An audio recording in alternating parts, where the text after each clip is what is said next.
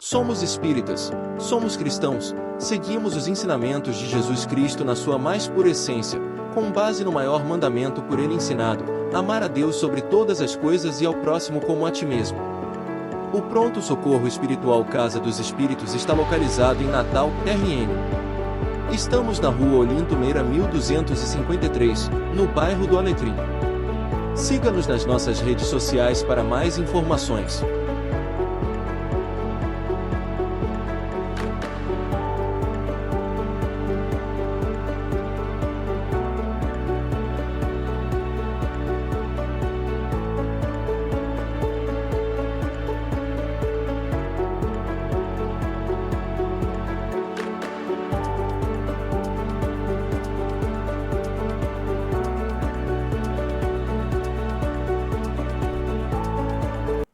Boa noite.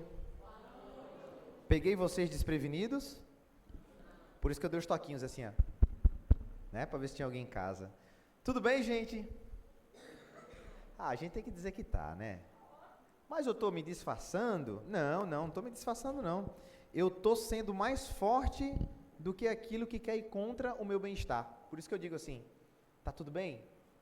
Tá tudo bem, sim. A gente precisa ser mais forte do que aquilo que quer nos derrubar. Né? Tem dia que a gente parece que sente que a energia da gente está sugada, né? Que falta força para fazer o básico. Avalie lá para orar, né? Para agradecer, para pedir, para fazer as nossas preces. E são nesses momentos que a gente precisa, ter força, estar firme, para que a gente continue no nosso caminho para as nossas escolhas. Não é fácil. Eu sei que todo dia temos várias dores nos incomodando, às vezes a dor é na mesma ferida, né?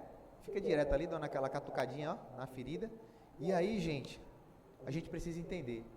Quer nos derrubar, quer nos diminuir, quer nos fazer desistir, mas precisamos ser mais fortes, né? No final das contas, a gente tem que usar a nossa dor para que a gente possa aprender. Olha, eu falo sempre, né?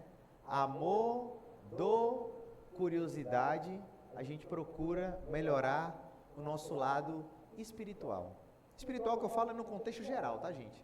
Seja no contexto religioso, seja no contexto de você, dentro do seu próprio lar, né? Com suas preces, com suas orações, com sua família, a gente precisa estar evoluindo, né?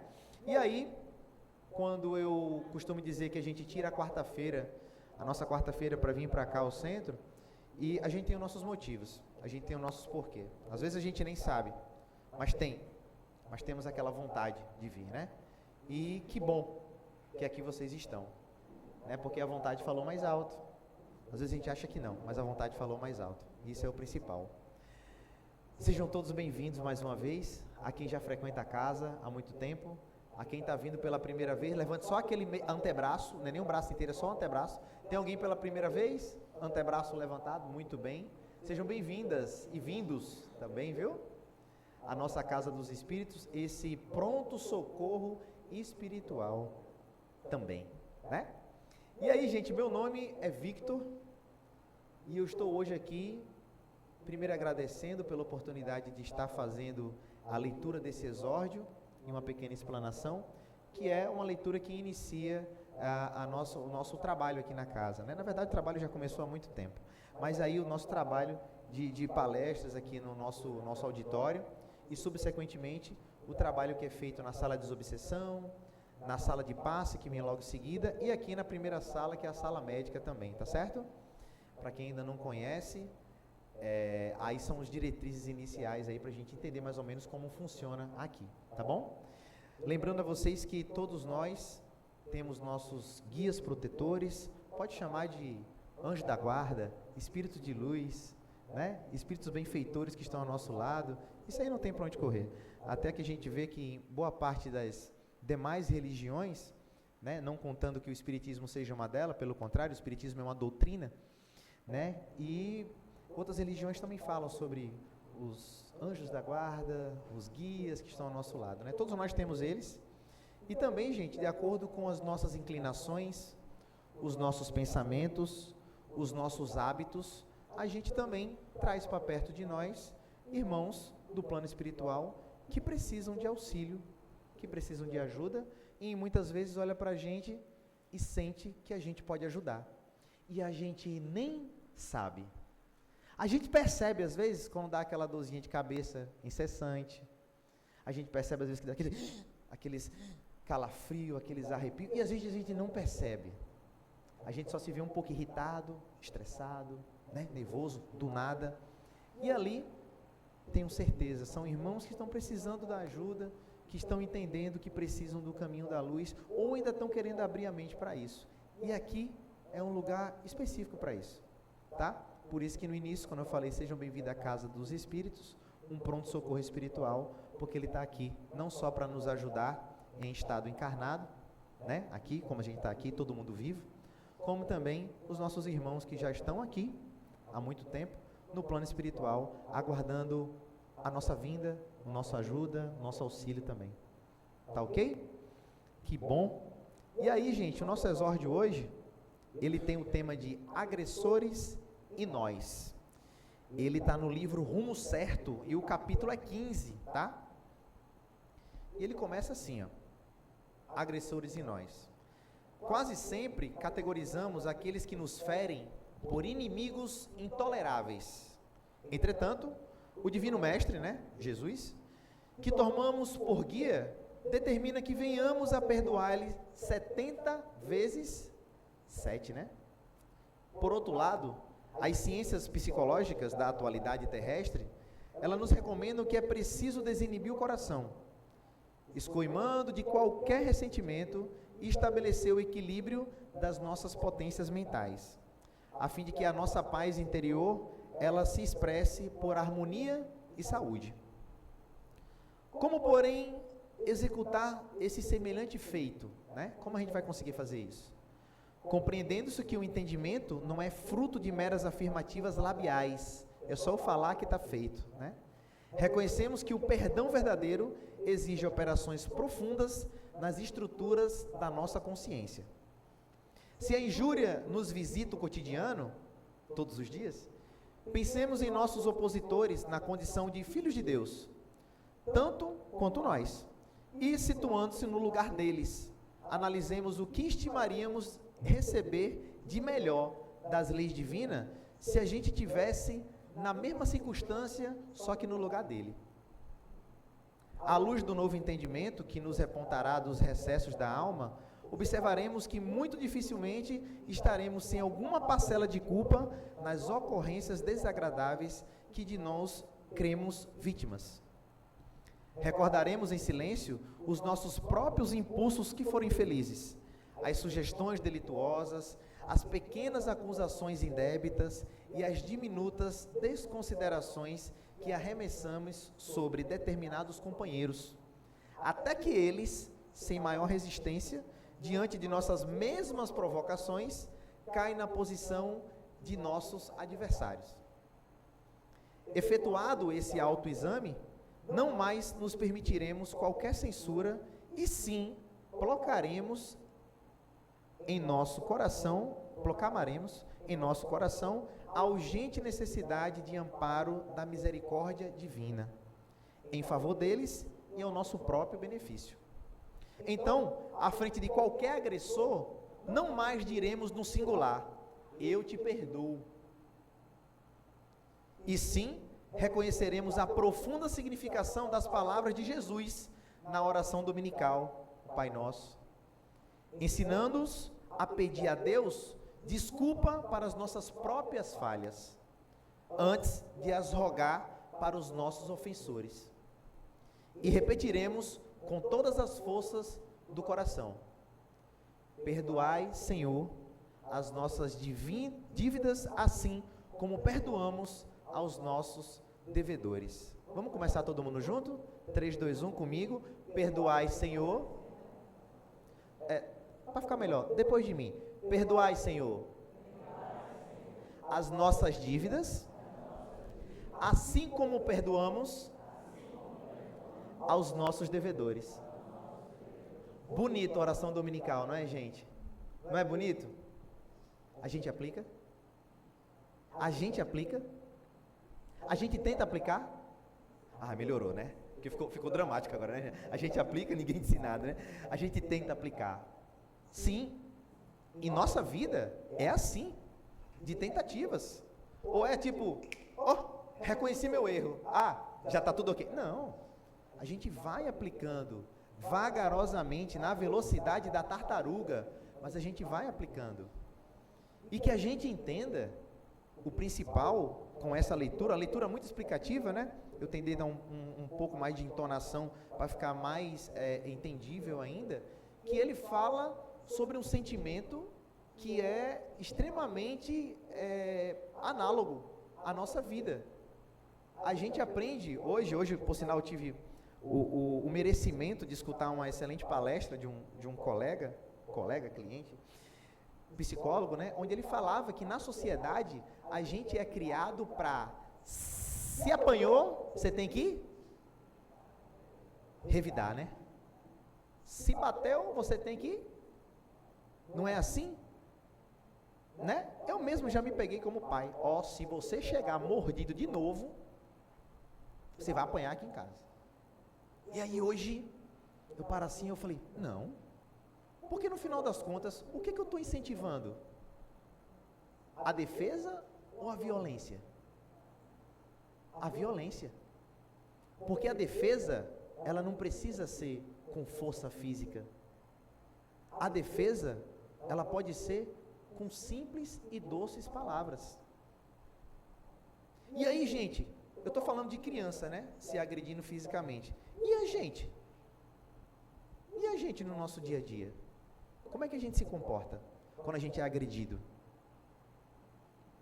E aí, a gente esquece aquela frase tão bonita: quanto eu devo perdoar, Senhor, mestre? 7 vezes? 70 vezes 7. Né? É muito bonito isso, né? Biblicamente falando, a gente lendo, é lindo demais. E aí? Na primeira, quem dirige aqui? Quem é motorista aqui? Tem... Não vou falar de habilitação, não, vou falar de carro só, tá? Porque a habilitação já é uma conversa mais profunda, né? Ponto, beleza, né? Na primeira trancada que a gente dá, qual é o primeiro instinto? Se não der para dar uma trancada na mesma hora, é baixar o vidro, se o vidro não tiver baixo, e soltar aqueles esclarecimentos. Né, gente? Chega a dar uma vergonha, não dá? Gente, eu vou dizer uma coisa, com todo orgulho, tá? Eu falo isso. Estou 100% curado? Não, ninguém está 100% curado, até porque eu estou encarnado, né? Não tem como estar 100% curado porque eu estou encarnado ainda. Mas eu melhorei muito com essa coisa do trânsito. Porque no trânsito eu ando como teletransporte. Né? Para chegar de um canto para o outro. E aí, sabe quando é que eu comecei a parar assim? Não posso mais estar fazendo isso. Mesmo que seja assim, meu amigo, você tá doido, você viu o tamanho da besteira que você... Nem isso eu faço mais. Sabe por quê? Teve uma vez que aconteceu isso no trânsito, bem pertinho aqui, eu estava na Prudente de Moraes. Quando eu baixei o vidro para falar, o vidro do cidadão já estava baixo. Quando eu olhei para o lado, era um irmão que frequenta a casa do Bezerra de Menezes. O centro Bezerra de Menezes. Aí ele falou, meu irmão, como é que está seu pai? Eu falei assim, mas meu pai está aqui. Aí eu falei, tá bem demais. Tá, e o senhor está bem? Ele está bem. Eu falei, por ali morreu. Aí já imaginou, um dos habilitados aí que levantou a mão, me dando uma trancada no tanto, eu baixando, olha só. E aí, gente, a gente começa a perceber que não há necessidade dessa palavra que eu segurei até agora para falar. Vingança. Vingança. Vocês acham bonita a palavra vingança? Vocês já perceberam que até o tom, para quem tem sensibilidade, da energia dessa palavra é pesado? Vingança. Você viu que eu até mudei o tom, né? A gente não fala vingança. Não, a gente fala vingança. Vocês estão entendendo? Agora imagina, eu estou falando só da palavra, né? Imagina do sentimento que isso gera. De eu ser ofendido e procurar retornar a ofensa para o próximo. Isso joga a gente para frente ou joga a gente para trás? Porque se a gente acha injusto aquilo que foi dito, feito, com leviandade, a gente vai dar o troco fazendo a mesma coisa? a gente se enaltece ou a gente se empobrece? É para responder. Empobrece, né? Porque a gente desce. A gente não regride, né? A gente já comentou isso aqui em outras reuniões. A lei do regresso, ela não existe para a gente evoluindo espiritualmente falando. A gente pode estabilizar. Eu quero só ser desse jeito. Eu posso ter essa opção. Mas regredir não dá. Sabe por quê? Porque quando você evolui, quem muda não é a sua armadura. Quem muda é a sua arma mais forte, a nossa consciência. E a gente não consegue ludibriar, enganar, mentir para a nossa consciência. A gente sabe que é errado. E se a gente continua errando, é porque a gente realmente não mudou ainda. A gente está na tentativa. Vocês estão entendendo? Sim ou não? Tá ficando simples, né? Para entender. Doloroso, mas simples, né? Para a gente, tá, gente?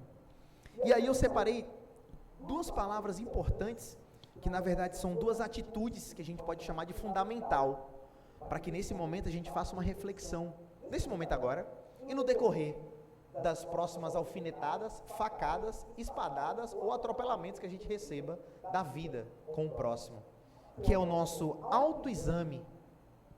E esse autoexame, a gente tem que reconhecer ele com muita humildade. Por quê? Muitas vezes, as pancadas que a gente recebe, que a gente acha um absurdo, elas tiveram início nas nossas ações. Escutem bem, gente. Escutem bem. Boa parte das dedadas que a gente leva no olho é porque a gente, sem perceber, já enfiou o dedo no olho de alguém. Vocês estão entendendo? Muitas das palavras que são aferidas a gente saíram primeiro da nossa arma mais afiada. Me diga o nome dela? Pois é. E a gente não percebe. E a gente não percebe. E veio da gente. E aí, a lei de causa e efeito, ou de acordo com a física, né, meu irmão? Ação e vai gerar. E aí o autoexame é, peraí, eu já dei uma escorregada em algum canto sobre isso? Eu já cometi falhas aí subsequentes? É igual aquela história, meus jovens, são amigos? Legal, né? É, seu primo? Amigos, né? Quando a gente não vai bem na escola e do nada, dia de entrega de resultado. Vixe, professor, 5,5? Foi naquele momento ou começou lá atrás? Quando eu comecei a ficar disperso na aula e não prestar atenção. A mesma coisa é a nossa vida.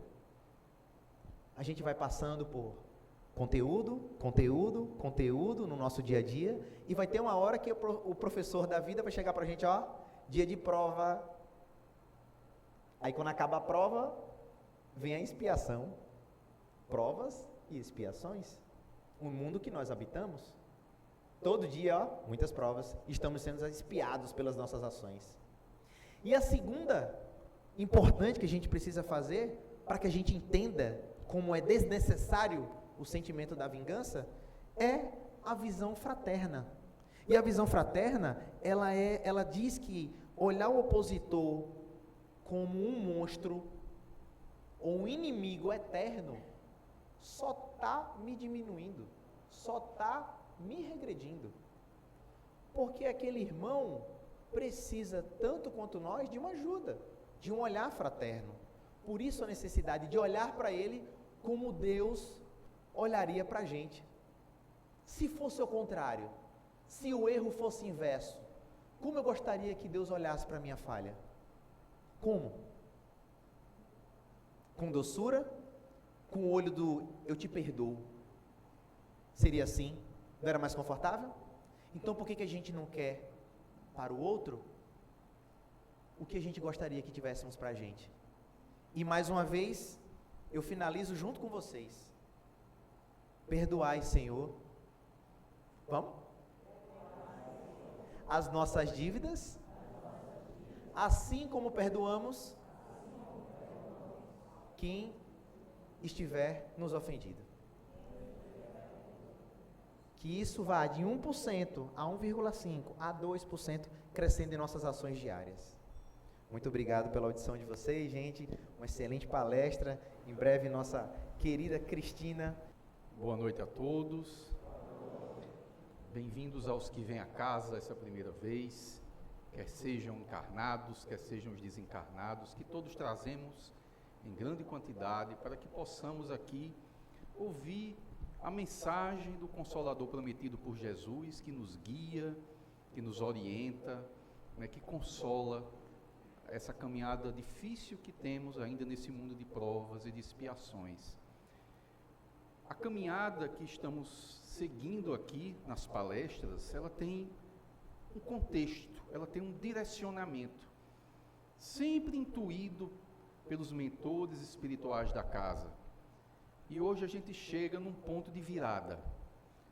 Nós trazemos aqui constantemente o ensino trazido pelos espíritos superiores que estão codificados na doutrina espírita, principalmente sobre o rumo do Evangelho segundo o Espiritismo, e já abordamos diversos temas aqui, que estão praticamente todos eles já postados no YouTube, para você que me assiste no YouTube, né, estão todos no nosso canal, que está aqui presente, nesse QR Code, para que possamos seguir, porque o maior benefício, ou a maior caridade que podemos fazer com a doutrina espírita é a divulgação. Divulgação para que essa mensagem chegue aos que sofrem, que traga consolo àquelas pessoas que estão no desespero e que estão na dificuldade que todos enfrentamos e que a doutrina espírita nos traz de forma bastante racional. Estudamos aqui, algum tempo atrás, o tópico Meu Reino Não É Deste Mundo, capítulo 2 do Evangelho segundo o Espiritismo. Entendemos o porquê de não termos a felicidade plena, mas apenas instantes de alegria, altos e baixos ao longo da vida. No capítulo seguinte, Ninguém pode ver o reino de Deus se não nascer de novo, capítulo 4, e antes disso até o capítulo 3, Há Muitas Moradas na Casa de Meu Pai, que nos coloca e nos mostra a rota ao infinito que como espírito imortais todos temos, habitantes que somos de todos os mundos habitados no universo, que é o nosso destino. E por que o nosso planeta Terra ainda se encontra tão atrasado? Porque ainda estamos no início de jornada, apesar do alvorecer que estamos vivendo para o mundo regenerador, mas ainda estamos nesse mundo de provas e de expiações. E entendemos no capítulo 5, bem-aventurados os aflitos, as causas do nosso sofrimento. Todas elas, inúmeros tópicos, é um capítulo que eu sempre recomendo que todos possamos ler, pelo menos uma vez na semana, ou uma vez no mês, no mínimo, para entendermos e assimilarmos esse conhecimento. As causas atuais das nossas aflições, dos nossos sofrimentos, ou as causas presentes, da vida presente, da existência presente, que a maioria dos nossos problemas advém da existência presente, e quando não encontramos essa causa na vida presente, de herança da lei de causa e efeito que está em nós, de existências anteriores. Vimos bem-aventurados aqueles que têm puro o coração, temática do capítulo 8, que fala dos escândalos, que fala da lei de causa e efeito. Se vossa mão é um motivo de escândalo, cortai-a. E a gente entendeu o significado disso, do porquê chegamos às vezes sequelados numa reencarnação, e o porquê da necessidade, que normalmente é sempre para o nosso bem, de estarmos ainda necessitando desses processos. Vimos a questão de bem-aventurados aqueles que são brandos e pacíficos, que está no capítulo 9, e abordamos a temática da paciência, da obediência e da resignação. Estudamos ainda, bem-aventurados os que são misericordiosos, no capítulo 10, para entendermos o processo de reconciliarmos com os nossos adversários, a importância do perdão. Para hoje, capítulo 12, que é extremamente importante para nós, amai os vossos inimigos. É o grande desafio que todos nós temos. E a gente entendeu semana passada, com a explanação do porquê repetimos por tantas vezes esses processos que vivemos na dita roda de Sansara, muito bem colocada, né, pelos nossos irmãos budistas, porque a verdade é uma só. A verdade, ela é única. A verdade, ela é imutável. E ela se encontra em todos os lugares, ela não tem bandeira religiosa. Não temos isso, não encontramos isso. E o capítulo 12 do Evangelho segundo o Espiritismo, nessa jornada que a gente se propõe aqui, da sombra que carregamos do nosso orgulho, do nosso egoísmo, as chagas que nós carregamos, que nos carrega para sofrimentos profundos, para a luz da caridade, que é a virada que nós apresentaremos nas semanas posteriores, que os capítulos posteriores vão abordar o processo da caridade, que é o lema da doutrina espírita do fora da caridade não há salvação. E esse mandamento, amai os vossos inimigos, ele é um mandamento impossível de ser cumprido. Amar os vossos inimigos, amai. Como interpretar, como entender, qual é a visão que a doutrina espírita nos traz sobre isso? Aos olhos do mundo, como está aqui na apresentação, isso é uma coisa, às vezes até insana, um contrassenso. Como é que eu posso amar um inimigo? Como amar aquele que nos quer fazer o mal? Nós devemos ter ternura por um cidadão, por uma cidadã dessa que nos ofende? Será que o perdão, que a gente abordou tantas vezes, ele é um ato de fraqueza ou uma covardia? Mas o Evangelho de Jesus, a lei de amor, por isso que Jesus não foi compreendido na época dele, porque enquanto o judaísmo que ali a primeira revelação pregava, o olho por olho, dente por dente, e Jesus falava em dar outra face, em perdoar o inimigo, ele não foi compreendido, de forma nenhuma. Achavam que ele pregava contra a lei judaica, a lei mosaica.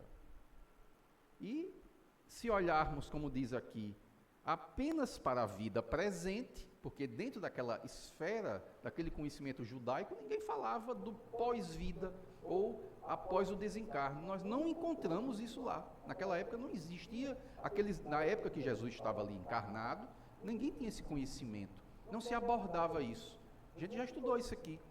Por quê? Porque as pessoas viviam naquela simplicidade de dizer, se eu estou sofrendo, é porque eu desagradei a Deus, eu desagrado a Deus. E se eu sou afortunado, se a sorte bateu aqui à minha porta, é porque Deus, né, me tem em boa conta. Era essa simples a visão, e ninguém pensava no morrer, no que se tinha vida depois, se não tinha, não se abordava isso naquele momento.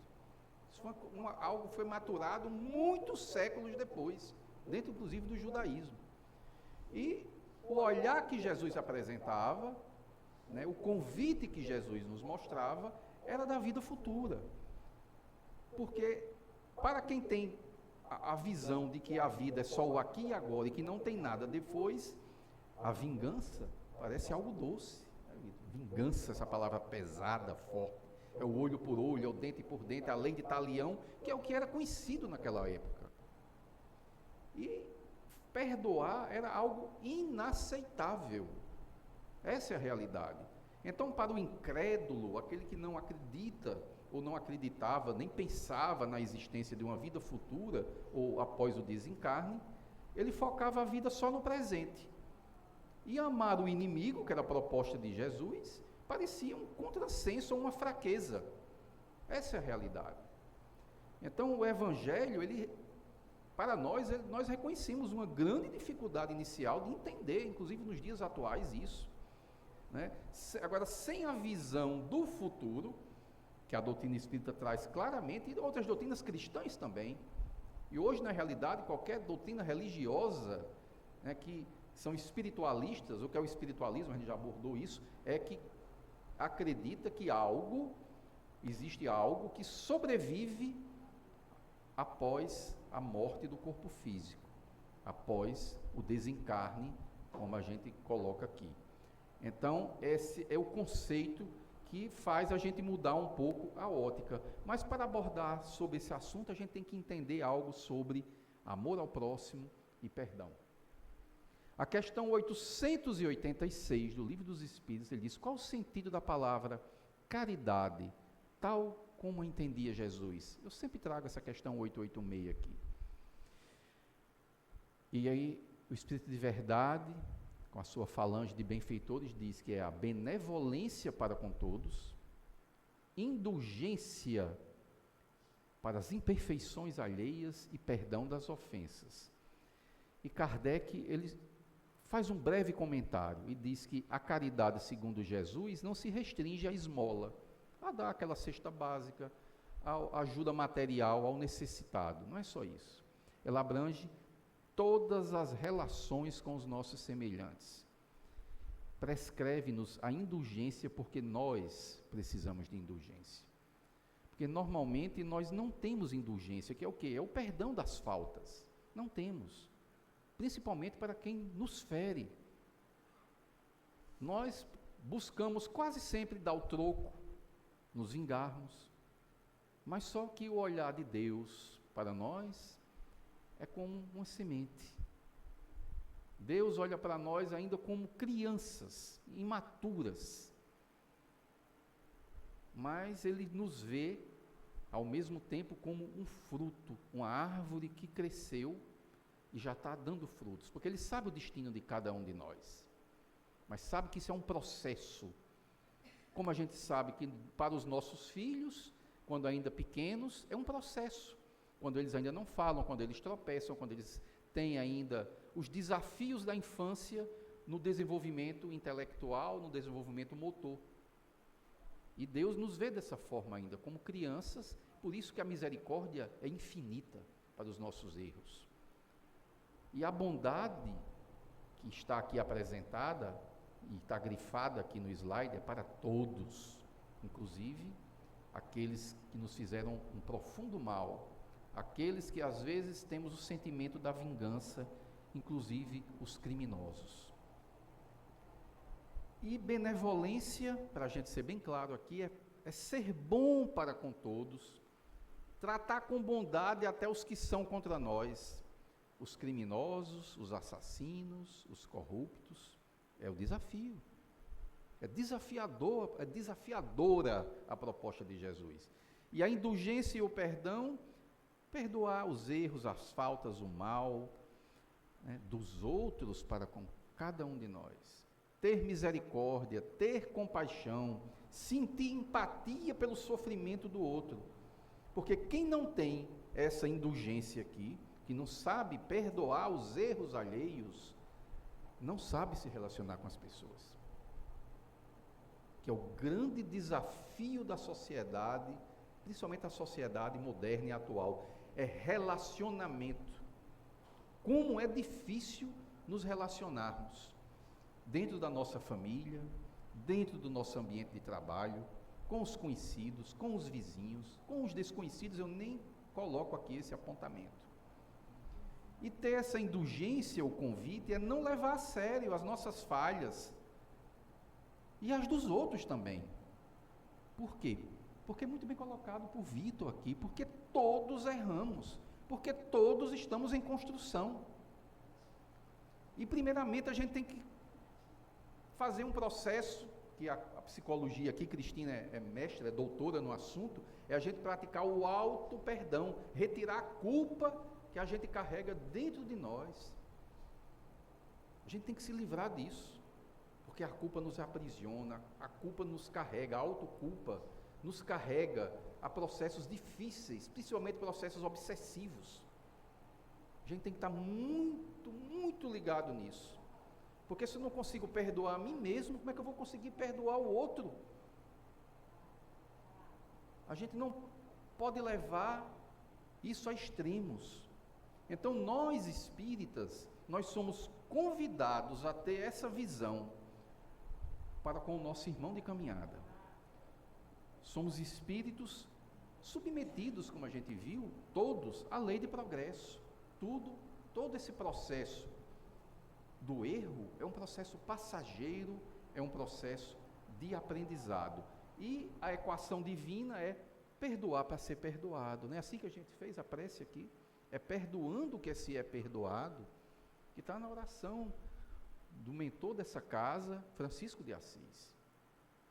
Perdoar as nossas ofensas, assim como nós perdoamos a quem nos tem ofendido. A oração do Pai Nosso, a oração dominical, ensinada pelo próprio Cristo planetário,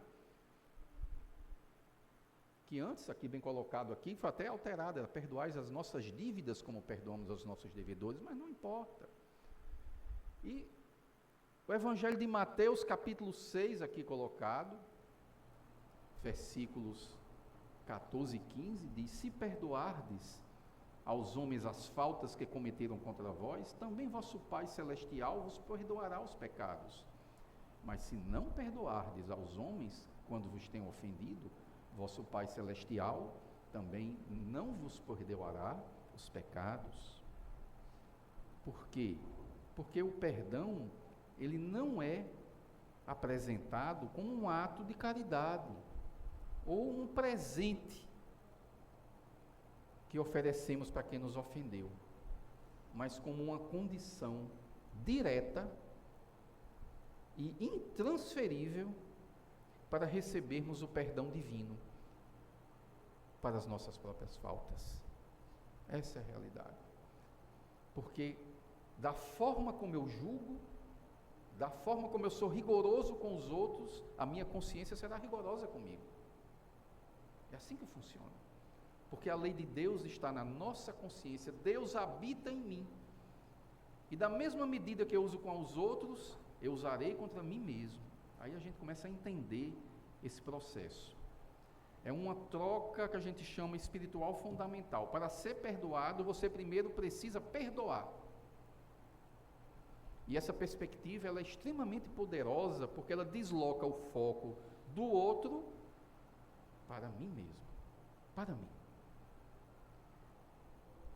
Dados esses conceitos de perdão, porque a gente vai entrar agora no foco de perdoar o inimigo, a gente começa a entender o que realmente Jesus quis dizer. O que não é amar o inimigo e o que é amar o inimigo. O que não é ter ternura. Jesus não exige que tenhamos pelo inimigo a mesma afeição que a gente tem pelo nosso familiar, pelo nosso amigo aqui do peito, do coração. Não é ter confiança naquela pessoa, porque a ternura pressupõe confiança. Aquelas pessoas que nós amamos e que nos amam profundamente, são pessoas que a gente deposita extrema confiança. E não se pode confiar em alguém que nos quer o mal. A gente não pode ser tolo para entender dessa forma. E não é hipocrisia, porque não somos obrigados a fingir que estamos alegres na companhia de uma pessoa que foi o nosso agressor e que quer o nosso mal. Não é essa a proposta. Mas a proposta é o que está lá, na questão apresentada aqui do Livro dos Espíritos, é de benevolência, é não ter ódio, é não guardar rancor e nem desejo de vingança. Por quê? Porque o ato que alguém cometeu contra mim ou contra qualquer um de nós, um ato falho, como a gente pode assim dizer, é um ato de alguém que ainda está aprendendo como cada um de nós e não sabemos se nas nossas existências, inúmeras delas, milhares e milhares, não fomos nós que cometendo no passado um ato contra esse irmão ou contra qualquer outro desconhecido. É perdoar sem condições. Esquecer a ofensa sem pensamento oculto. Eu perdoo, mas pensando no meu lugarzinho lá no céu, ou pensando com a segunda intenção. É perdoar verdadeiramente do coração. É desejar o bem, retribuir o mal com o bem, ou seja, não se vingar, não desejar o mal. Quando a situação se inverter, que vai se inverter, porque tudo que plantamos, ou tudo que é plantado, um dia volta para a gente, mas é não pagar o mal com o mal, é estender a mão, caso a gente tenha essa oportunidade, sempre. É desejar o bem ao nosso inimigo e não o mal, é socorrê-lo quando houver oportunidade. É retribuir o mal com o bem, sem a menor intenção de humilhar aquela pessoa. Eu estou lhe ajudando, mas você fez isso contra mim. Não é isso. Onde está a misericórdia? Que perdão é esse? Que ajuda é essa? Que eu estou alegando e passando na cara daquela pessoa que me ofendeu algo que eu estou fazendo, mostrando superioridade. Não é isso. Onde está a humildade? E somos todos convocados a ser humildes, de coração. E eu já vi alguns exemplos assim interessantes. Eu vou contar uma pequena história de 2 colegas que trabalhavam em serviço público, chefe subordinado, e que aquele chefe sempre ajudava o subordinado nas necessidades, digamos assim, pessoais dele, com misericórdia, com entendimento das dificuldades familiares que ele enfrentava. E um certo dia, as posições se inverteram. O subordinado passou a ser chefe e o chefe passou a ser subordinado. E o poder é algo desafiador, porque o poder ele tem um único propósito: servir e não ser servido. É o contrário. Vejamos o Cristo planetário, ele veio ser servido ou ele veio servir? Como a ótica muda. Lavava os pés, humildade de todos os apóstolos. Mas voltando à história, quando aquele cidadão sobe ao poder, ele toca o terror. E aquela pessoa que ajudava ele e o tratava bem, começa a ser maltratado, vilipendiado, humilhado. E sofre com resignação. Mas a gente sabe que o movimento é sempre pendular na vida, inversões de papéis, de novo, uma nova inversão. E aquele agora, que era o antigo chefe, volta à condição anterior, não procede com vingança, não procede com coração, com mágoa. E na primeira oportunidade em que aquele cidadão mais uma vez se coloca na necessidade de ser ajudado, ele ajuda com profundo amor e com entendimento de uma situação delicada que ele vivia, familiar, de um familiar extremamente doente que precisava se ausentar para fazer terapia. Ele disse: vá, meu irmão, eu seguro as pontas aqui, eu dou um jeito aqui, mas você vai. Não houve vingança. Isso é retribuir o mal com o bem. É para isso que somos desafiados, e não pagar na mesma moeda. É isso que é mostrar a outra face, mas a face do bem. Porque não há mérito em amar apenas aqueles que nos amam, mas amar aquelas pessoas com quem temos dificuldade.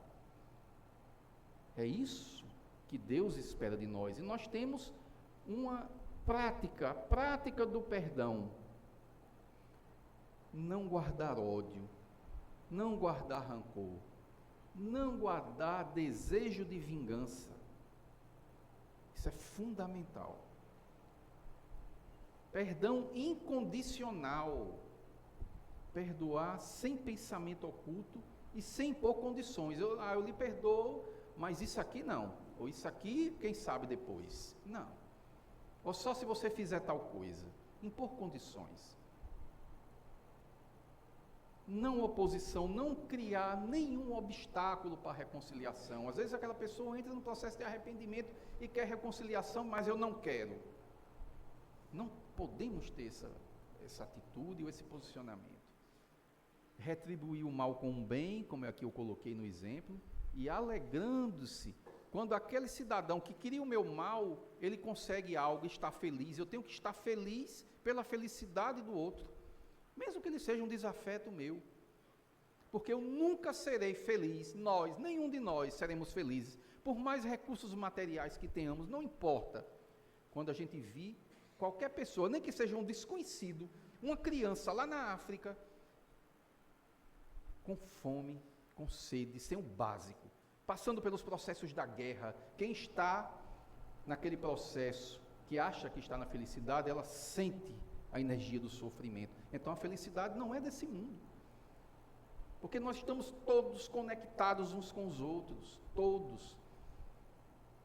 com a desgraça, com a dor do outro, com o sofrimento do outro. Então nunca seremos felizes plenamente até a gente acabar com a infelicidade do mundo, com o sofrimento alheio. A gente vai entender um pouquinho isso no estudo do capítulo 12 de hoje.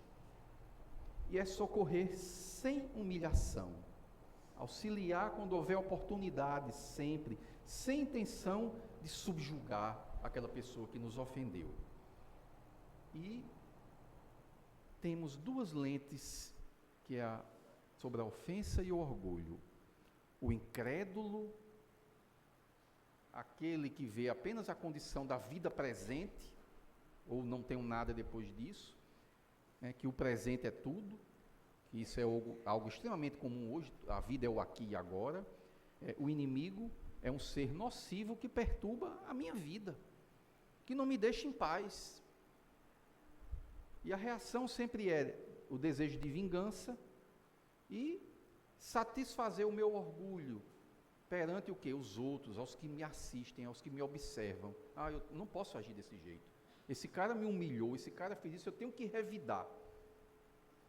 E o resultado, o perdão parece uma fraqueza. Essa é uma ótica, é a ótica do materialista. E é para isso que a doutrina espírita veio combater. Doutrina espírita, como eu já falei antes, não veio combater religião nenhuma, ela veio combater isso aqui, o materialismo, a visão materialista da vida. Mas nós espíritas somos convocados a ter uma visão diferente, que é essa aqui, que é lançar o olhar sobre o passado, do que aconteceu comigo, e sobre o futuro, que a gente entende que a gente está plantando diuturnamente, todos os dias. Eu abro os olhos pela manhã, e eu tenho que fazer uma prece, para eu fazer o bem, para que eu seja guiado pelo meu mentor espiritual, para que eu não infrinja as leis divinas, para que eu aplaque o meu orgulho, o meu egoísmo, e entender que o inimigo, aquele que eu digo que é meu inimigo, é um instrumento da minha melhoria. Como dizem alguns, é o meu personal trainer, é aquele que está com um olho em mim para dizer, se você pisar na bola, eu acabo com você. E às vezes isso é bom, porque nós temos falhas e nós tentaremos o possível e o impossível para a gente não cometer falha, porque a gente sabe que tem alguém nos observando. Isso é bom para a gente, isso não é ruim não. É interessante que a gente tenha essa observação. Por isso que a gente chama de personal trainer, aquele cara que está ali na academia com a gente e dizer, você vai fazer mais. Está muito fraco esse peso. Aqui meu irmão Vitor, que é professor de educação física, ele sabe muito bem o que eu estou falando. Por quê? Porque aquela atividade ali de colocar o cidadão na linha como personal trainer é para a melhoria dele. Então, quando a gente está lá com um processo obsessivo, com um processo de vingança, do que seja, de alguém querendo o nosso mal, às vezes ela está observando o mal que a gente faz também, ou os nossos desvios, as nossas condutas morais, as más condutas morais. Então a reação do espírita é ver as maldades como provas que cumpre suportar. Por isso lá atrás o estudo da resignação, o estudo da paciência, entender que tudo é passageiro, que é necessário, que se eu estou aqui, eu estou passando por quê? Por um processo expiatório, ou por uma provação para melhorar, para adquirir uma virtude. Estudamos recentemente diferenças entre provas, expiações e missão, e vimos que é uma tapeçaria, um intrincado que a gente vive. Centenas e centenas ao longo da existência, como encarnado, de expiações e de provas diferentes, diversas, e de missão também. Temos tudo misturado ali, uma imensa tapeçaria. E o resultado, a que somos convocados, é o perdão, que é elevação espiritual. Em vez de se queixar, devemos agradecer a Deus a oportunidade de demonstrar paciência e resignação, que são virtudes difíceis da gente adquirir. Paciência e resignação. E para a gente entender a visão a que somos convocados a compreender, essa imagem aqui mostra muita coisa, né, que é esse cidadão aqui em um vale com grandes obstáculos à frente, e depois, quando ele chega ao cume do monte.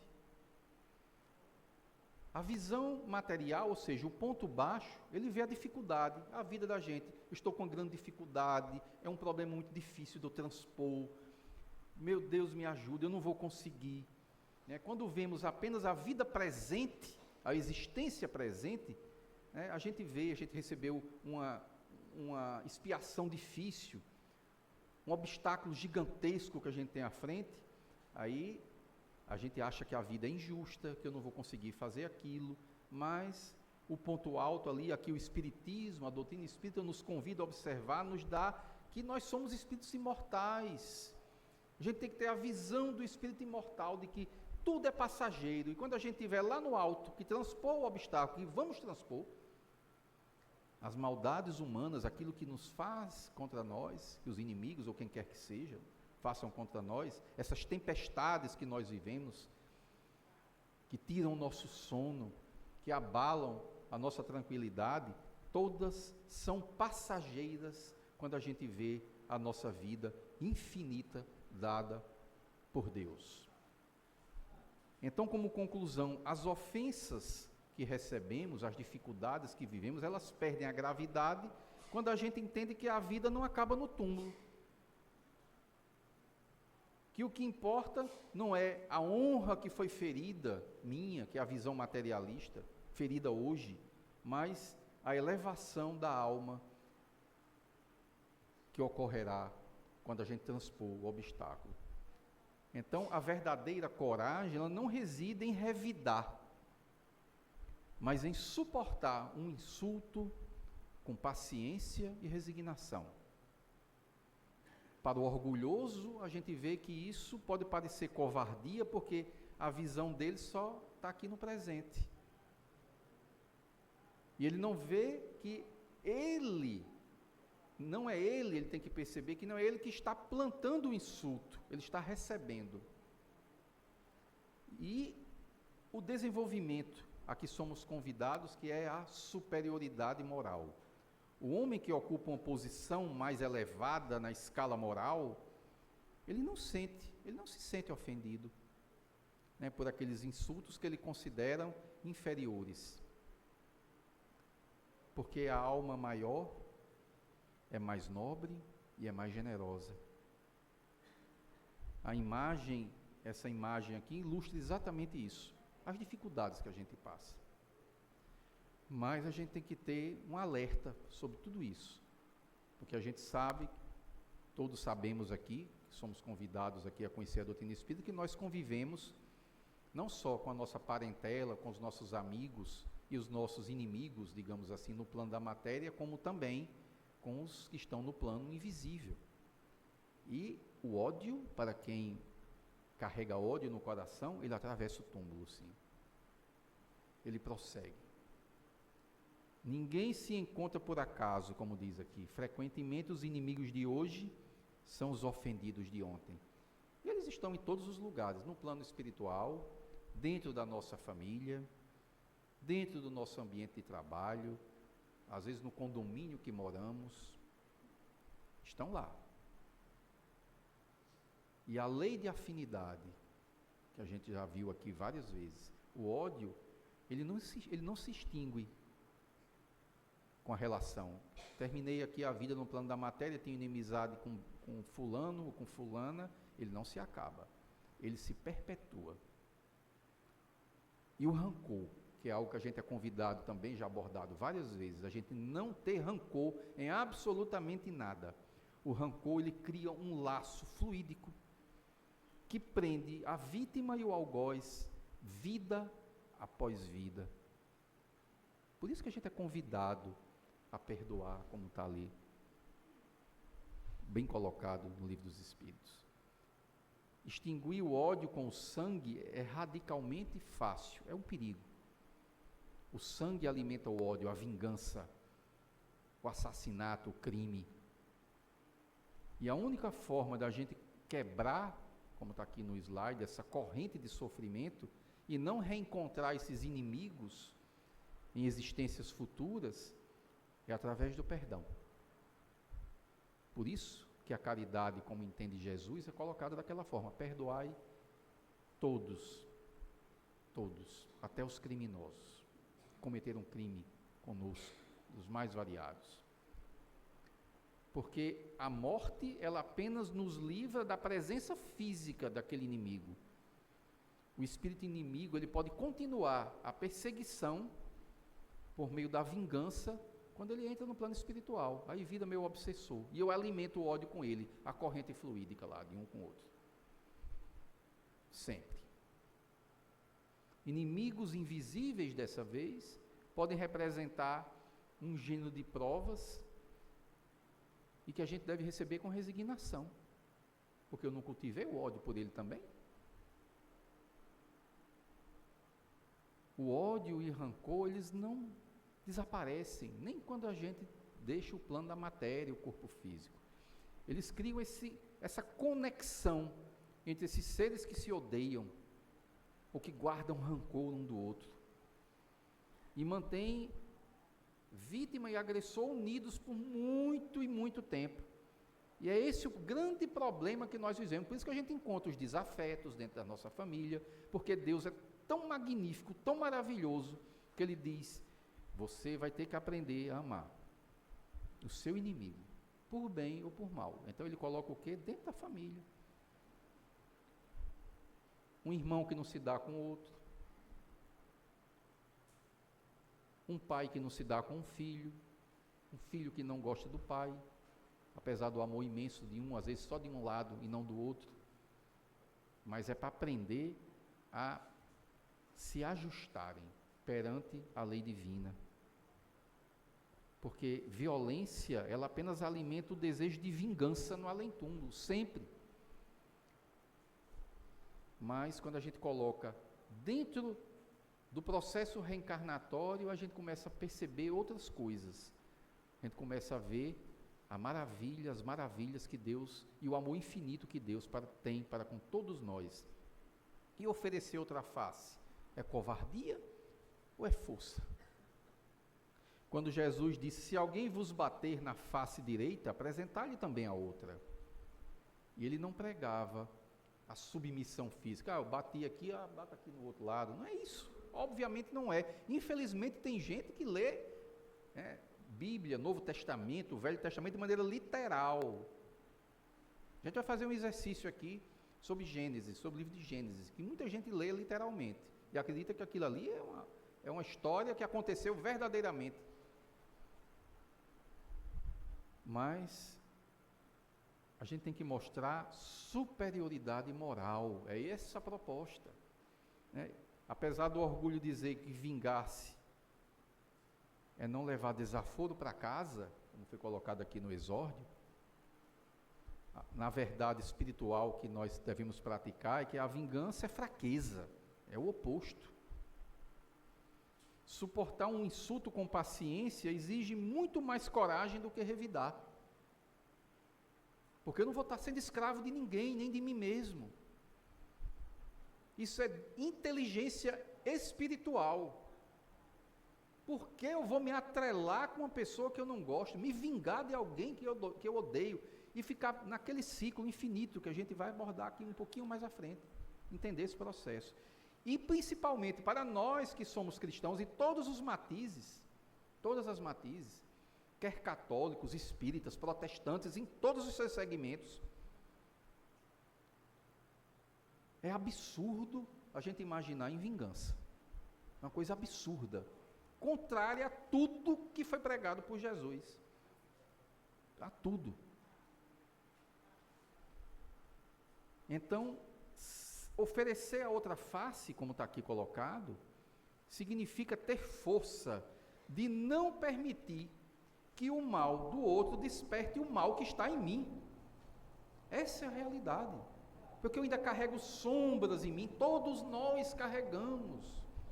E a gente não pode deixar isso transparecer, a gente tem que lutar todos os dias para combater as sombras que habitam em nosso coração. Então o orgulhoso, ele vê aquilo como covardia, um ato desse. Mas o cristão, ele entende que a honra verdadeira reside na consciência e na capacidade de suportar o insulto com paciência, porque ele não quer que o mal que ainda habita nele desperte. ele tem que desenvolver a virtude da paciência e da indulgência. Porque o erro que alguém cometeu, ou que eu cometi, todos cometem. Mas cabe a mim perdoar. E a gente traz uma prática aqui, né, em 3 passos, para a gente entender o fluxo dessa corrente, que eu chamo da corrente fluídica. No primeiro passo, o pensamento malévolo, ele cria uma ligação fluídica, pesada, densa, né, do ressentimento, da mágoa, do ódio com aquela pessoa, entre o ofensor, né, e o ofendido. Em seguida, no passo 2, responder ao mal com o mal, faz o quê? Perpetua o processo, faz o processo ficar repetitivo. Eu pago o mal com o mal, eu faço o mal, recebo o mal, devolvo o mal, e fico nisso. Transformando o inimigo, quando ele está desencarnado, em um obsessor, encarnado também. Porque a gente tem que lembrar também que obsessão não é só de desencarnado para encarnado, a gente tem obsessão de encarnado para encarnado. Temos. A gente vê muito aqui na Casa Espírita pensando que às vezes o obsessor é o que está no plano sutil, no plano espiritual, e nem sempre é. E a gente tem que entender que no passo 3, entender o escudo da benevolência, que nós somos convidados lá para entender a caridade como Jesus, que é o quê? Que é o perdão. É a única força capaz de quebrar essa corrente, esse ciclo infindável de ódio gerando ódio. Com bom ou com bem proceder. Aí a gente foge dos processos de represália e pode transformar um inimigo, por incrível que pareça, em um amigo. A verdade é essa. A gente aprende a amar o próximo e entender que ele está ainda num processo muito atrasado. E eu sou convidado a ter o pensamento à frente, no futuro. O olho sempre no futuro. Então, o que é a vingança? A vingança, a gente diz na doutrina espírita, que é o último vestígio da barbaridade humana. Porque por vingança se mata, por vingança se fazem as maiores atrocidades que a gente já viu. Então, os noticiários aí para mostrar. E às vezes por coisas ínfimas. E que é considerado uma paixão, um sentimento fatal e que cega completamente a razão. E que leva a profundo sofrimento de quem o pratica. O vingativo, às vezes, a pessoa vingativa, ela se esconde em meandros, em armadilhas odiosas, tramando coisas para destruir outra pessoa, outro ser humano. Aí a pergunta é, quem é que sofre mais? Quem sofre mais? É aquele que se entrega a esse sentimento de vingança, que nutre um ódio, que inflama o próprio coração, afastando-se da paz, da vida tranquila, afastando-se de Deus. A vingança é o prazer, como a gente diz, do selvagem, e o perdão é a vitória do homem regenerado, que é a proposta que a gente vive agora. E como o ódio e a vingança nos afasta de Deus, a gente tem que se lembrar da questão 614 do Livro dos Espíritos. Afastar-se de Deus gera o quê? Sofrimento. Quando a gente se afasta de Deus, a consequência é nos afastarmos das leis divinas ou naturais. E quando eu me afasto disso, eu infrinjo essas leis, eu estou infringindo a mim sofrimento. Afastar-se de Deus está muito claro na parábola do filho pródigo, aquele filho que sai de casa. O pai é Deus, ele sai para o mundo, se afasta de Deus, e o que é que ele encontra? Sofrimento. Depois de muito sofrer, o que é que acontece? Ele retorna à casa do pai, profundamente arrependido. E retorna porque Deus está sempre de braços abertos para cada um de nós. Para a gente retornar, para a gente sair do erro, do equívoco e se conectar com Ele, se conectar com o amor infinito que Ele tem por nós. Porque quem ama a si próprio e ama a Deus, ele encontra também o amor no próximo. E é contradição o cristão cometer esses atos aqui de vingança. Quem se nega a perdoar nem é espírita e nem é cristão. Não é. Não entendeu nada do cristianismo, absolutamente nada. Porque a proposta do cristianismo é de perdão, a proposta do cristianismo é de amor. A vingança é a negação tácita e direta da caridade. A caridade, como entende Jesus, nosso guia, nosso modelo. A falta de perdão cria, como a gente viu, essa paixão cega, que aniquila, que tira a nossa paz. A gente vive em função do outro. E às vezes os desencarnados perseguem o encarnado e não tem paz, não vive a própria vida, não vislumbra a vida futura, as oportunidades que Deus, infinitas que Deus dá a cada um de nós, porque ele persegue, ele é mais prisioneiro daquele a quem ele quer fazer o mal. Então, vingança é um prazer amargo de quem é ainda muito selvagem, que ainda não compreendeu a lei de amor, não compreendeu o que é ser cristão, não compreendeu o Evangelho de Jesus.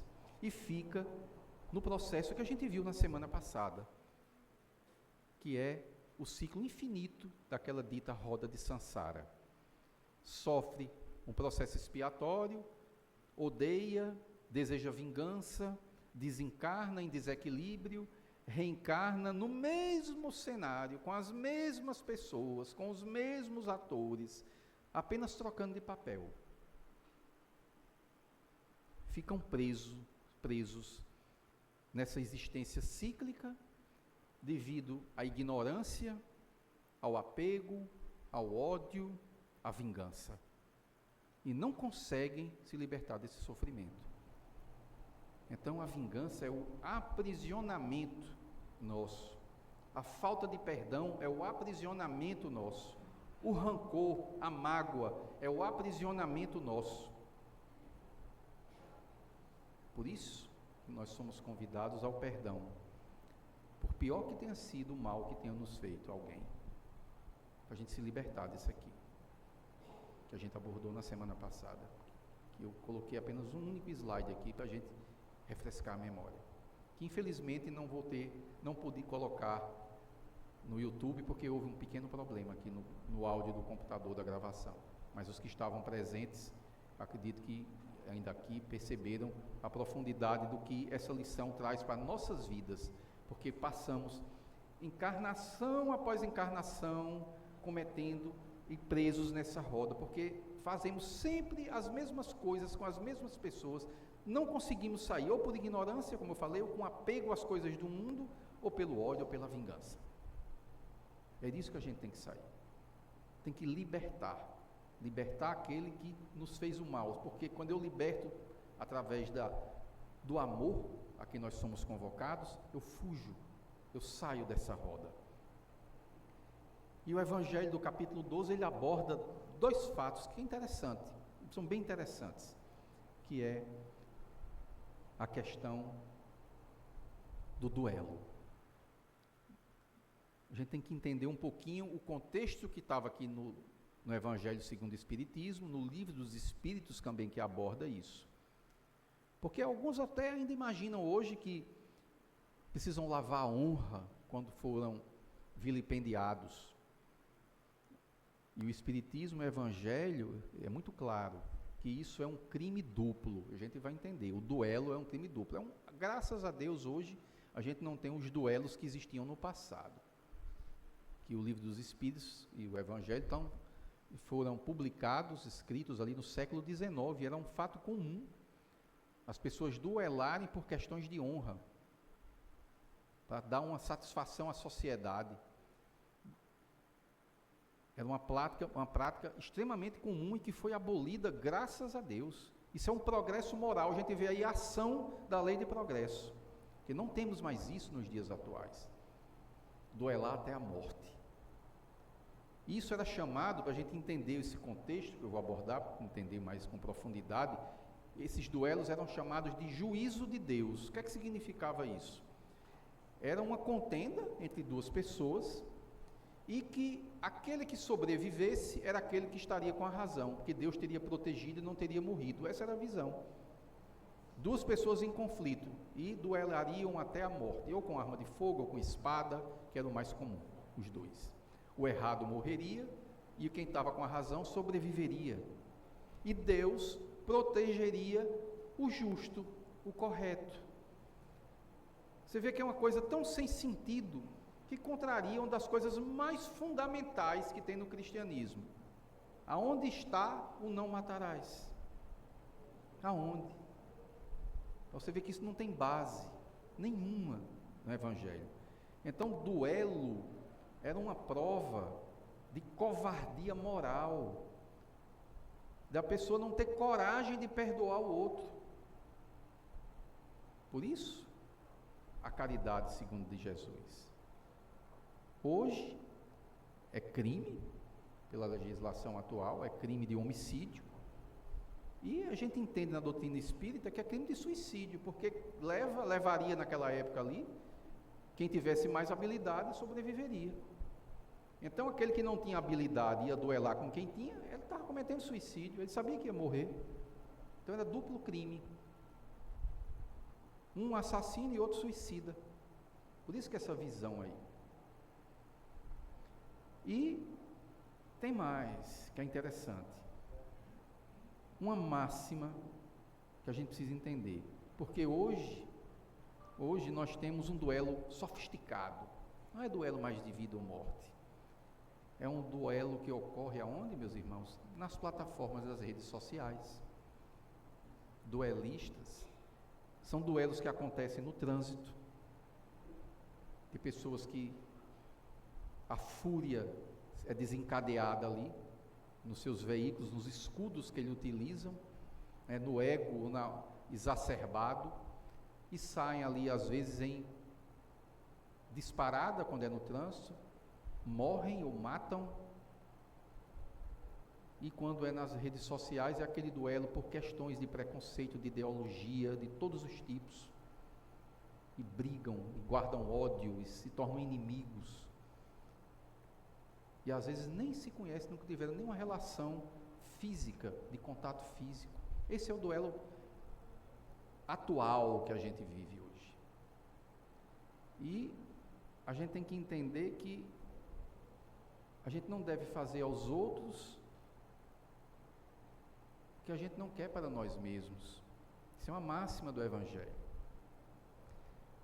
E isso eliminaria essas causas, esses conflitos, esses duelos, inclusive as guerras.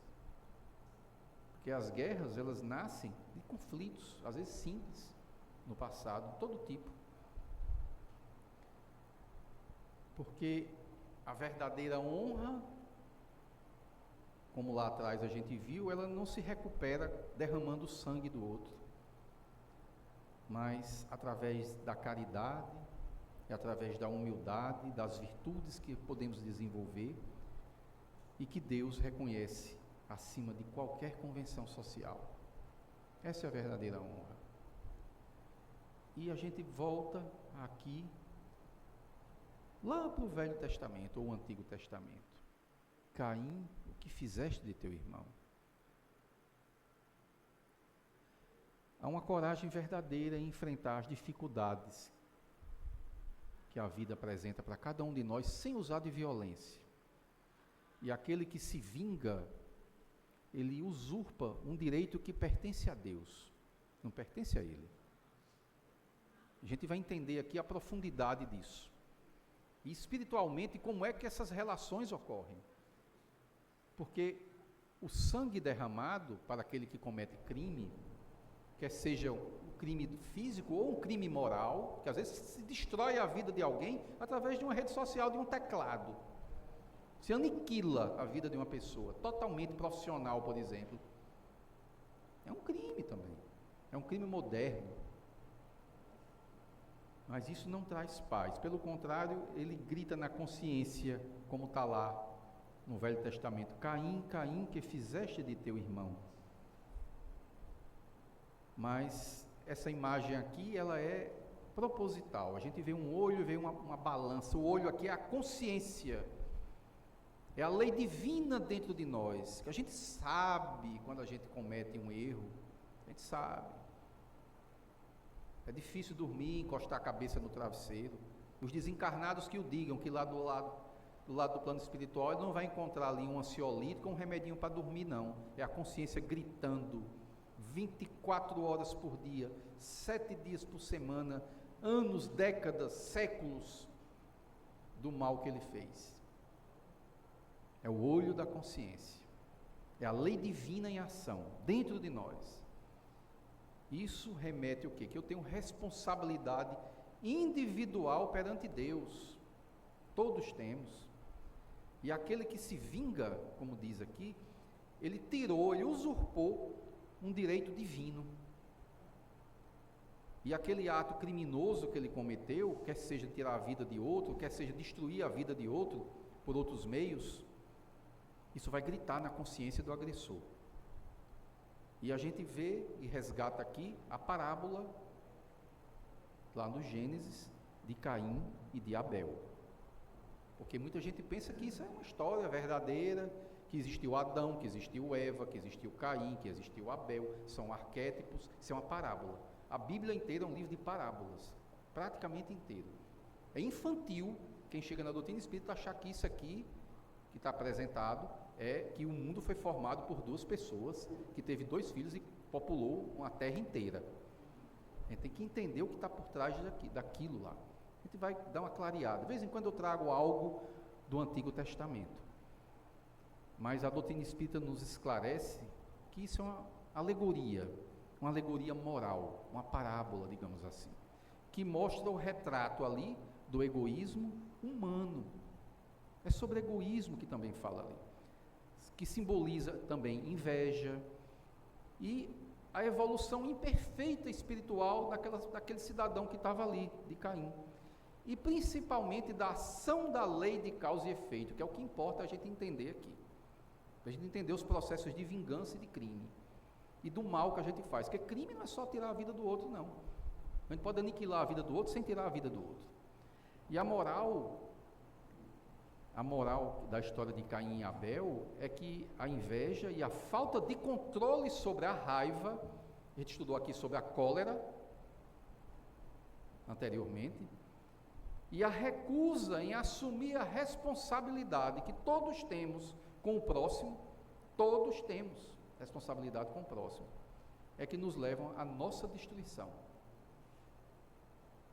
Essa narrativa apontada ali no Velho Testamento, de Caim e Abel, nos ensina sobre a pureza das intenções e o perigo de guardar rancor.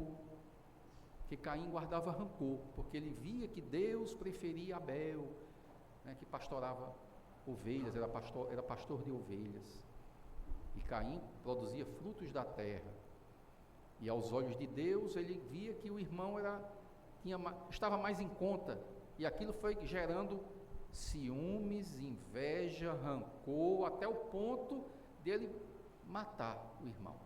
A história fala disso. E Deus faz uma pergunta para Caim.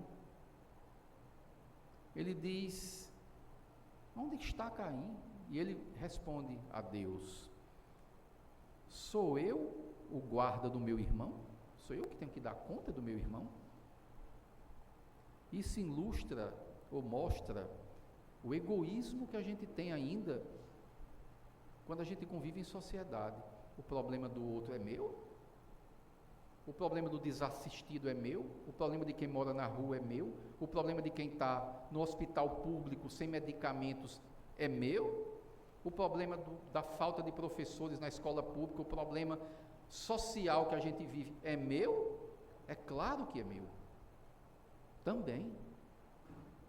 É de todos nós. É isso que a parábola quer dizer. É isso. E mais, que é mais profundo ainda, quando a gente vai tirando as camadas dessa parábola. Deus, ele não permite, como a gente conhece, a morte de Caim. Não permite. Para quê? Para evitar uma onda de vingança, porque senão seria olho por olho, dente por dente. E essa não é a lei de Deus, não é olho por olho, dente por dente. Deus tem amor infinito, misericórdia, ele nos entende como ainda crianças espirituais. E Por que ele faz isso? Para dar tempo ao arrependimento e mostrar que é Ele, Deus, quem decide sobre a vida e sobre a morte. Não somos nós. Não é um terceiro que ia vingar Abel. Deus deixa Caim vivo para que ele carregue o peso do erro cometido e que ele tenha uma chance de mudar pelo erro que ele cometeu. Isso é o quê? Isso demonstra que a justiça divina, ela não é punitiva, que a justiça divina ela é educativa e que visa a correção e não a vingança.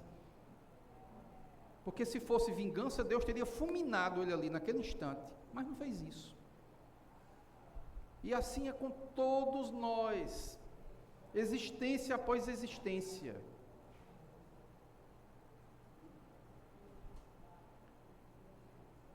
E lá em Gênesis, capítulo 4, versículo 15, aí tem mais um detalhe, que é o final da história.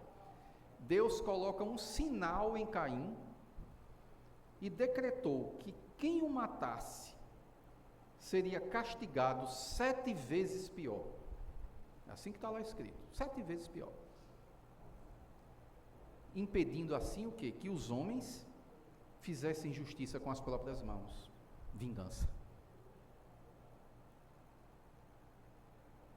E o fato de Caim não ter sido aniquilado por Deus, mas que é posto esse sinal, essa marca nele, é o quê?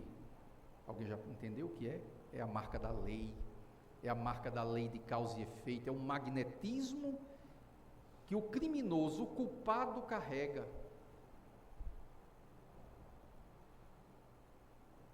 E que não somos nós os juízes, os justiceiros, que vamos executar a lei.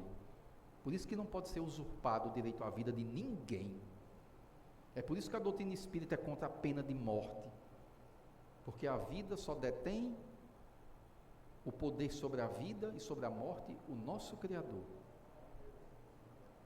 Então, aqueles criminosos, entre aspas, aqueles que infringiram a lei, qualquer que seja a lei, recebem uma marca magnética dentro de si. Ele fica sinalizado pela lei de causa e efeito. E lá em Lucas, vamos dar um salto, milhares de anos depois, Lucas capítulo 17, versículo 1, é dito lá, é impossível, a gente já viu isso aqui, é impossível que não venham escândalos. Por quê? Porque vivemos num mundo de provas e expiações, o mal predomina, o escândalo existe, mas ai daquele por quem vierem. A gente começa a entender, o que é que quer dizer isso? Que eu não sou juiz, eu não sou executor de pena, porque aquele criminoso que está ali encontrará outro no mesmo nível dele, que carrega magneticamente a mesma chaga, e eles vão se entender. É por isso que eu devo perdoar. É inteligente eu não me vingar e perdoar. Por quê? Porque eu não me vinculo mais àquela pessoa. Eu saí daquela roda de samsara, como está ali, e deixo a lei divina agir no outro, e não eu. Não me pertence isso. Me desvinculo. E a gente vai entender a mensagem final do Cristo, lá no finalzinho aqui dessa nossa exposição. Porque a regra de ouro que a gente viu lá atrás é: seremos perdoados na exata medida em que perdoamos os outros. Que a gente encontra aqui na oração de São Francisco, no Pai Nosso, como a gente viu. E, retornando, agora entendido esse processo, são os nossos inimigos invisíveis, aqueles desafetos que a gente carrega, que não estão mais, né, no nosso coração, que não estão mais convivendo conosco no plano da matéria. Porque a gente não tem inimigo só aqui encarnado, como a gente viu. Nós temos também aquelas entidades mais perversas, imbuídas no mal, que nos perseguem. A morte, ela pode nos livrar do inimigo material, do presente aqui, mas não do seu ódio. Pode nos afastar dele, mas do ódio dele não. Ele continua ali. E se eu nutro esse ódio, esse fluido, esse veneno trocado do ódio, em tudo, não só por ele, mas por outras pessoas, se eu sou uma pessoa odiosa, aí é o magnetismo da lei, compreenderam? Porque se eu carrego ódio, é porque eu fui também autor de alguma coisa não muito boa. Estou marcado pela lei de causa e efeito. E começo a sintonizar, é questão de sintonia. O espírito vingativo continua a perseguir sua vítima através de quê? Dos processos obsessivos. E a defesa, como é que se dá? Não é com ódio. Por isso atrai e fortalece os maus espíritos. É sintonia, tudo é questão de sintonia. Sempre. Que eu sempre digo aqui. Por isso que é importante para quem passa por processos obsessivos mudar de conduta. Não é chegar ali na sala para tomar o passe na desobsessão e pensar que está tudo resolvido, não. Se eu não mudar de conduta, não resolveu nada. Porque dentro de mim eu ainda carrego o ódio, o fluido, a podridão, a má conduta. E outros vão tomar o lugar daquele que foi aqui recebido para ser tratado com amor. Por isso, a proposta da reforma íntima que a doutrina espírita propõe. Por isso, essa é a chave para a gente sair daquela roda sem fim, que muitos ainda estão aprisionados. E a única defesa, a única solução para isso é o quê? Caridade e benevolência. Lá, o início do que eu coloquei, como entende Jesus. Para qualquer mal que tenham feito para cada um de nós. Perdoar e orar pelos inimigos desencarnados é muito importante. Quebrar essa sintonia dos sentimentos do mal que a gente carrega, a sombra que a gente carrega, do mal que a gente deseja para o outro. No trânsito, como colocado aqui por Vitor, levei uma trancada, tomara que se arrebente lá na frente. É um mal, não posso desejar um mal para ninguém. O cidadão que matou, que fez um crime hediondo, não tenho que desejar um mal para um cidadão desse. Eu tenho que orar para um cidadão desse. É o contrário. Porque eu vou me vincular com o sentimento, com a baixeza moral, fluídica. Para quê? Para que eu vou guardar ódio de um adversário político, por exemplo, do que torce por um time de futebol diferente do meu, de coisas mais banais que a gente possa imaginar. Aí eu começo a agregar entidades que estão no mesmo patamar vibratório. Cai um processo obsessivo, vem um concentro, mas eu continuo lá fora fazendo a mesma coisa. Estou só trocando de obsessor. Deixo 3, 4 aqui, arrumo 15, 20 lá fora. Por isso que o tratamento na doutrina espírita não é lá, é aqui. Lá você recebe o tratamento de choque. É igual você estar numa urgência de um hospital. Sofri um trauma, estou com um desequilíbrio orgânico, vou lá, o médico de plantão me estabiliza a situação, mas eu tenho que procurar depois o quê? Um especialista, um tratamento. Uma mudança de conduta na minha vida que me levou a adoecer. E é aqui que esses fatos acontecem. A mudança de conduta ocorre aqui. Por isso que o tratamento mais importante é aqui, a palestra. Que é o que esclarece, que ilumina a nossa mente, para a gente não voltar a sofrer, por quê? Por ignorância, por desconhecimento.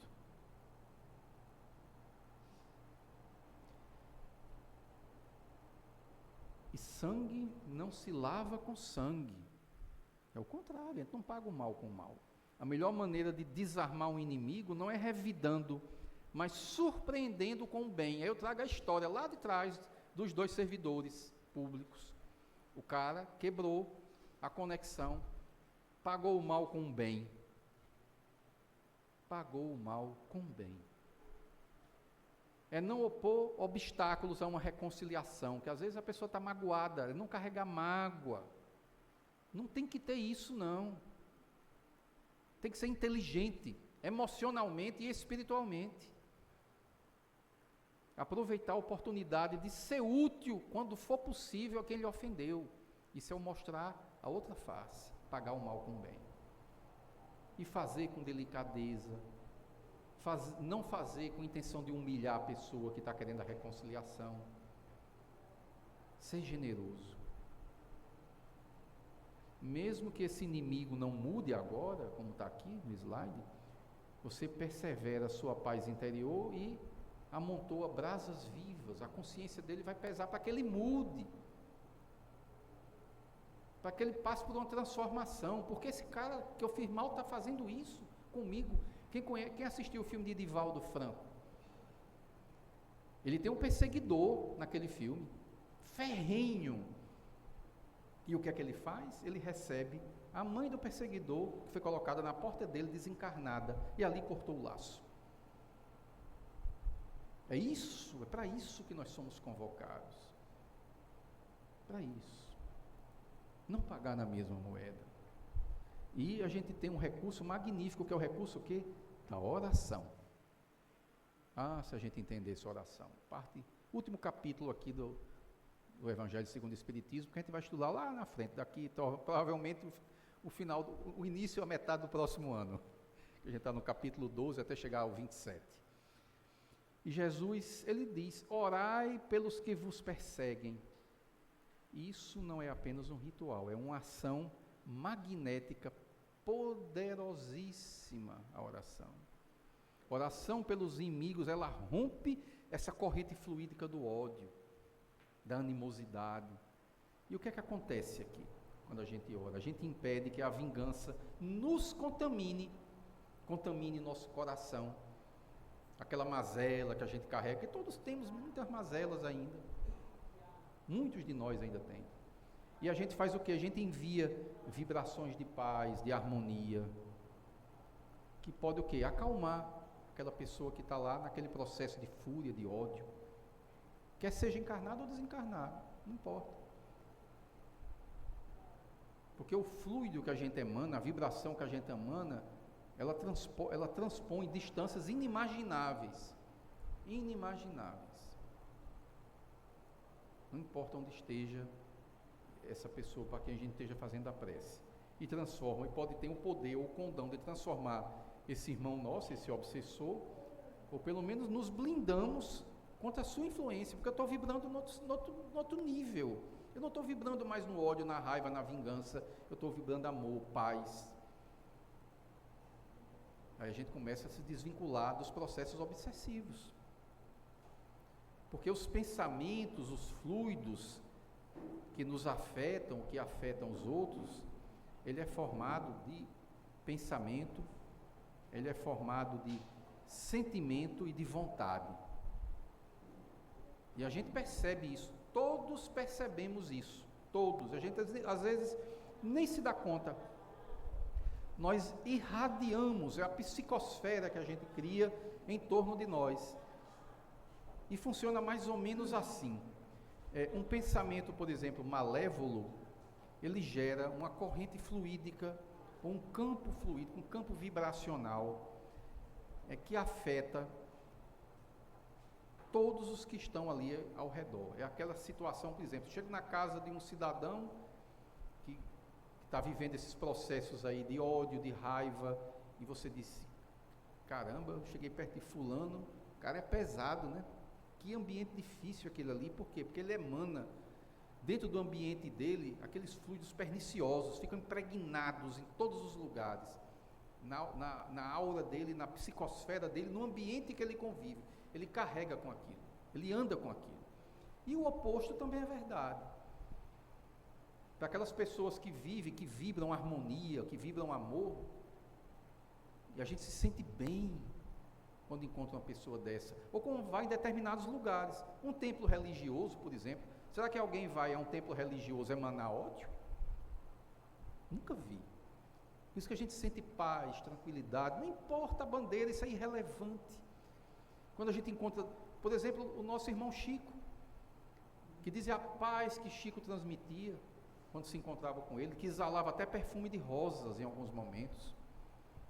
Você vê o equilíbrio espiritual de um ser humano daquele.